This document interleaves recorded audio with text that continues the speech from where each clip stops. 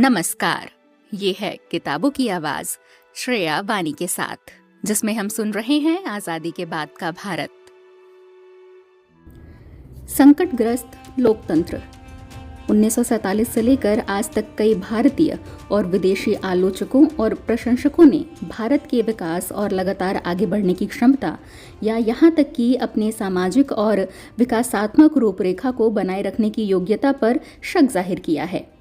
शुरू से ही कयामत और अंधकार के वाचाल भविष्यवक्ता यहाँ मौजूद रहे हैं, जिन्होंने यह भविष्यवाणी की थी कि न तो आज़ादी, न ही लोकतंत्र और न समाजवाद भारत में लंबे समय तक जीवित रह पाएगा, और यह कि देर सवेर भारतीय राजनीतिक व्यवस्था ढह जाएगी।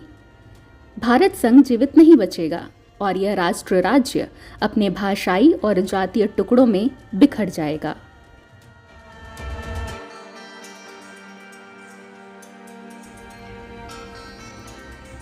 उन लोगों ने बार बार यह तर्क दिया है कि भारत की असंख्य जातियां, धर्म, भाषाई और जनजातीय विभिन्नताएं और उसके ऊपर से इसकी गरीबी, सामाजिक तंगहाली और असमानता, संपत्ति की बढ़ती हुई विषमता, कठोर और श्रेणीगत सामाजिक ढांचा, विशाल बेरोजगारी और असंख्य सामाजिक और आर्थिक समस्याएं इस देश की एकता, इसके लोकतांत्रिक संस्थाओं और इसके विकास संबंधी प्रयासों को निश्चित ही समाप्त कर देंगे।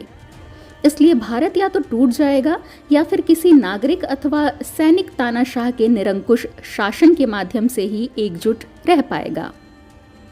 1960 के दशक में जब से क्षेत्रीय दलों का उदय हुआ और विशेषतः 1980 और 1990 के दशकों के दौरान कई राजनीतिक टिप्पणीकारों ने यह अटकलें कुछ लोगों ने तो प्रसन्न होकर लगाई हैं कि भारत का विघटन अब होने ही वाला है।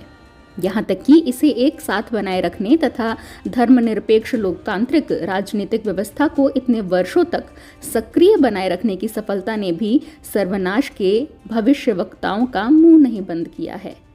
अशांति और राजनीतिक संकटों की प्रत्येक घटना पर उदाहरण के लिए चीन और पाकिस्तान के साथ युद्ध, नेहरू की मृत्यु, इंदिरा गांधी की हत्या, सांप्रदायिक, भाषाई और जातिगत हिंसा, नक्सल विद्रोह, कश्मीर, उत्तर पूर्व पंजाब और उससे भी पहले तमिलनाडु में चलने वाले पृथकतावादी आंदोलनों के हर मौके पर ये आलोचक अपनी भविष्यवाणियों को आवाज देते और फिर से दोहराते रहे हैं।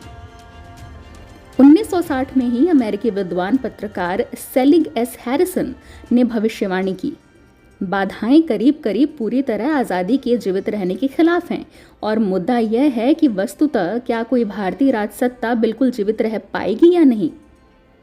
1967 में टाइम्स के संवाददाता नेविल मैक्सवेल ने इंडियाज डिस्ट्रिब्यूटिंग डेमोक्रेसी नामक अपनी लेखमाला में घोषित किया कि एक लोकतांत्रिक ढांचे के अंदर भारत को विकसित करने का महान प्रयोग असफल हो गया है।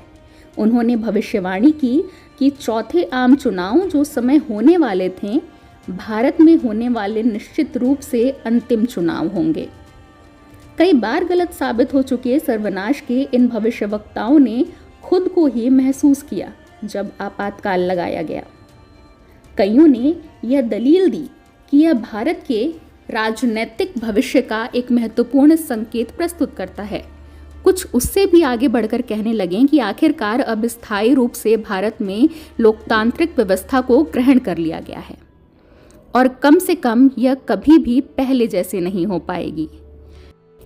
सर्वनाश वालों के एक दूसरे समूह ने भारत द्वारा आर्थिक विकास हासिल करने की अक्षमता पर जोर दिया। उनके अनुसार भारत का राजनीतिक संस्थागत ढांचा तय किए गए विकास के लक्ष्यों से मेल नहीं खाता है, क्योंकि यदि इसे प्राप्त करने के लिए तानाशाही नहीं भी तो एक हद तक दमन की जरूरत पड़ती है। इसके अलावा वामपंथी संदेहवादी भी मौजूद थे, जो यह मानते थे कि कोई भी सामाजिक, आर्थिक और राजनीतिक विकास बिना हिंसक क्रांति के संभव नहीं है एवं राष्ट्र निर्माण, राजनीतिक जनवाद, आर्थिक विकास, राष्ट्रीय एकता और राष्ट्रवाद शोषित और पीड़ितों को धोखा देने के लिए आवरण मात्र है। इसलिए उन्होंने 1925 से 1949 के दौरान चीन में हुए कृषक आधारित क्रांति अथवा 1917 के मजदूर किसान आधारित क्रांति जैसे परिवर्तन का पूर्वानुमान एवं उसके लिए वकालत की। उनके अनुसार गरीबी, असमानता, वर्गीय प्रभुत्व एवं सामाजिक शोषण देर या सबेर जनता के विशाल हिस्से को क्रांति के पथ पर अग्रसर कर देगा, जो न केवल पूंजीवाद और सामंतवाद बल्कि इस पूंजीवादी जनवाद और बहुराष्ट्रीय राज्य का खात्मा कर देगा। 7वें दशक के आरंभ में कई पर्यवेक्षकों ने, जिसमें गृह मंत्रालय के लिए तैयार किए गए एक नोट का लेखक भी शामिल था, यह भविष्यवाणी की कि हरित क्रांति अंततः लाल क्रांति में बदल जाएगी, क्योंकि यह केवल धनी किसानों को फायदा पहुंचाएगा और छोटे किसानों को अपनी भूमि से विस्थापित कर देगा और खेतिहर मजदूरों के बीच बेरोजगारी को और भी बढ़ाएगा। सर्वनाश के वामपंथी भविष्यवक्ताओं में से कुछ ने भारत में स्वतंत्र आर्थिक विकास की संभावना से भी इनकार कर दिया और वे सालों तक यह मानते रहे कि भारत निर्भरता और उपनिवेशवाद के दौर में यदि प्रवेश नहीं भी कर गया है तो करने ही वाला है। यह भी मजेदार है कि वे लोग जो वामपंथी अथवा गैर वामपंथी संदेहवादियों की बात नहीं मानते थे, आमतौर पर उन्हें सत्ता के समर्थन के रूप में चित्रित किया जाता था। जैसा कि भारत का अध्ययन करने वाले राजनीति शास्त्रियों में सबसे अधिक पैनी नजर रखने वाले W.H. मॉरिस जोन्स ने 1966 में ही कहा था, भारत के विकास पर अत्यधिक संदेहवादी दृष्टिकोण रखना एक रिवाज सा बन गया है। स्थिति यहाँ तक पहुँच चुकी है कि इस रवैये से असहमति एक भारतीय के लिए इस बात की निशानी बन गई है कि वह एक प्रकार से सरकार का जनसंपर्क अधिकारी है और विदेशियों में इसे पाए जाने पर उसे एक दिग्भ्रमित भावुकतावादी माना जाता है। भारतीय परिदृश्य के पर्यवेक्षकों के एक दूसरे समूह, जो जनवादी राजनीतिक व्यवस्था के प्रति कम निराशावादी थे, अनेक मोर्चों पर इतनी अधिक असफलताओं के बावजूद भारत द्वारा अपने को बनाए रखने की सफलता से भौंचक्के थे।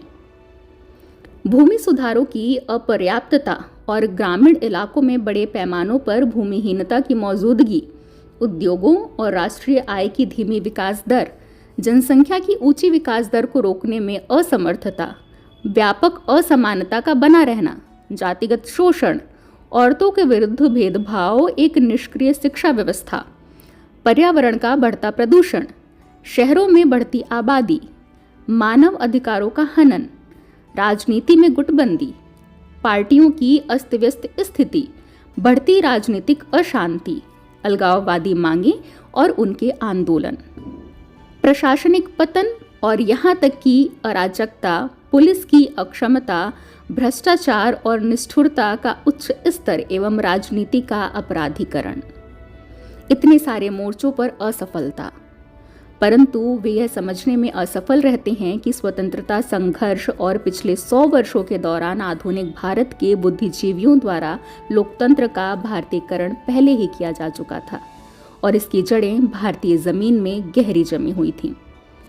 हमारे विचार में सर्वनाश के भविष्यवक्ता मूल रूप से अपनी भविष्यवाणियों में गलत थे, परंतु एक आलोचक के रूप में उनके लक्ष्य अपने आप में कई बार काफी सही होते थे। भारतीय विकास के कई अन्य विश्लेषकों ने, जो उनके संदेहवाद और भविष्यवाणियों से सहमत नहीं भी थे और जिन्होंने अत्यधिक विभिन्नता वाले समाज में मौजूद आर्थिक पिछड़ेपन और आर्थिक अभाव के बीच विकास और लोकतंत्र की समस्याओं पर काफी सोच विचार किया है, वे भी भारत की राजनीति स्थिरता की कमजोरी से चिंतित रहे हैं। वे यह नहीं मानते कि प्रशासनिक और राजनीतिक विखंडन की स्थिति आ गई है। उनमें से कई यह दलील देना चाहेंगे कि भारत का सामान शासन प्रबंध में संकट से शुरू हो गया है।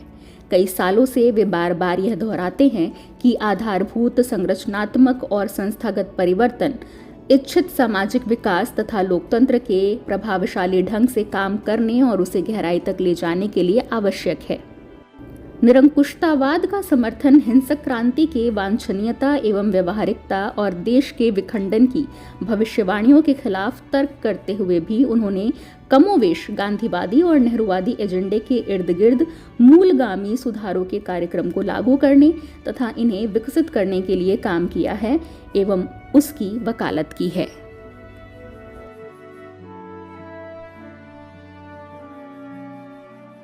राजनीतिक नेतृत्व एक राष्ट्र और लोकतांत्रिक राजनीतिक व्यवस्था के रूप में भारत का अस्तित्व और विकास स्वतंत्रता संग्राम द्वारा निर्धारित इसके राष्ट्रीय लक्ष्यों की उपलब्धि और दीर्घकालीन सामाजिक, आर्थिक और राजनीतिक शक्तियों के विकास और संरक्षण पर निर्भर करता है। परंतु इसमें राजनीतिक नेताओं की गुणवत्ता, दक्षता और रवैया अनिवार्यता एक महत्वपूर्ण भूमिका निभाएगा। 1947 में शुरू इस भारत की प्रगति के आरंभिक प्रयासों में इसकी एक बहुत बड़ी धरोहर इसके नेताओं की व्यक्तिगत क्षमता थी। वे समर्पित, कल्पनाशील और आदर्शवादी थे। उन्हें अद्भुत जन समर्थन प्राप्त था और उनमें जनता के साथ संवाद स्थापित करने की क्षमता थी। वे राष्ट्रीय कार्यक्रमों और लक्ष्यों के इर्द गिर्द उन्हें उत्साहित कर सकते थे और जनता की आकांक्षाओं और इच्छाओं को प्रतिबिंबित करते हुए उन्हें मजबूत नेतृत्व प्रदान कर सकते थे। इन नेताओं को जनता में और इसलिए लोकतांत्रिक संस्थाओं में गजब का विश्वास और आस्था थी। वे अपनी शक्ति और वैधता के लिए उन पर निर्भर थे। राष्ट्रीय आंदोलन के दौरान इन नेताओं ने समझौता करने और विभिन्न प्रकार के हितों एवं दृष्टिकोणों के बीच तालमेल बिठाने और सर्वसम्मति के दायरे में काम करने की विशाल क्षमता हासिल की। वे दीर्घकालीन और अखिल भारतीय दृष्टिकोण अपना सकते थे और प्रादेशिक एवं स्थानीय नेताओं के माध्यम से काम कर सकते थे। नेतृत्व की यह ऊंची गुणवत्ता सिर्फ कांग्रेस तक ही सीमित नहीं थी। रूढ़िवादी स्वतंत्र पार्टी का नेतृत्व सी राजगोपालाचारी कर रहे थे और इसी प्रकार विक्षुब्ध कांग्रेसियों का जेबी कृपलानी, हिंदू संप्रदायवादियों का श्यामा प्रसाद मुखर्जी, गैर कांग्रेसी दलितों का BR अम्बेडकर, सोशलिस्ट का आचार्य नरेंद्र देव और जयप्रकाश नारायण तथा कम्युनिस्टों का PC जोशी, अजय घोष और EMS निम्बूदिरिपाद जैसे नेता अगुवाई कर रहे थे।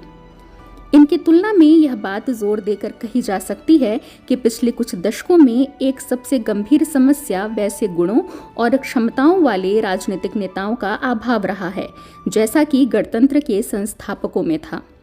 इंदिरा गांधी में उनके कुछ गुण मौजूद थे, परंतु उनके बाद यहाँ तक कि उनके वर्चस्व के काल में भी और शायद कुछ हद तक उसी कारण से नेताओं की प्रतिष्ठा में धीरे धीरे गिरावट आई।